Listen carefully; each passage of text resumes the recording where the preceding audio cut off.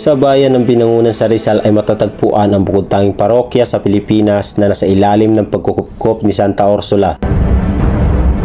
Itinatag ng mga prailing Pransiskano ang kaisa-isahang dambana sa kanyang ngalan na naging tunay nitong tagapagkupkop sa paglipas ng kasaysayan.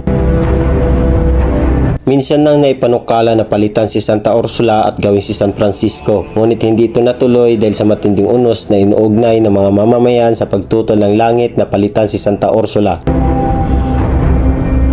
Naging malayang parokya ito taong 1621 at naging isang bayan taong 1737.